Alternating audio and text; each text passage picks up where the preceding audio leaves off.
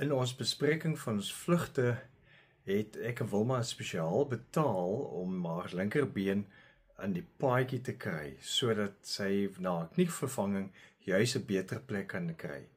Maar mens kan doen wat jy kan tot op 'n punt, dan doen 'n lugredery of wie ook al wat hulle doen met masjiene wat nie begrip vir jou het nie, en dan moet 'n mens stoei om die regte plekke weer te kry, al het jy duurder daarvoor betaal.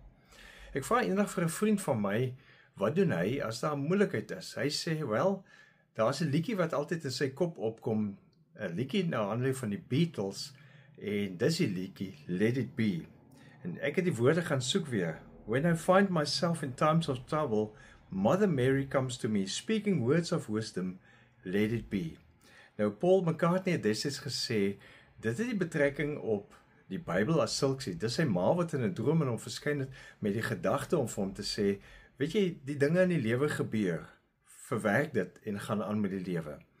En dis wat ek en Wilma moet doen, met seker van ons vlugte, want die goed werk nie als uit, soos jy altyd dink nie, maar jy kom wel by jou bestemming aan.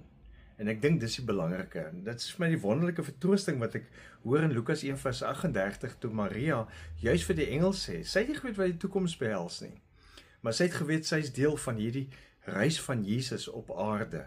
En dan sê Maria in Lukas 1:38, ek is tot beskikking van die Here, laat met my gebeur wat u gesê het. Laat dit wees. Dalk is daar iets in jou lewe waar jy doen alles wat jy kan, maar dan moet jy hanteer soos dit nou is, want jy weet, jy gaan wel by jou bestemming uitkom. Jy is ook op die vliegtuig, om het so te stel. Dief geïnspireerd.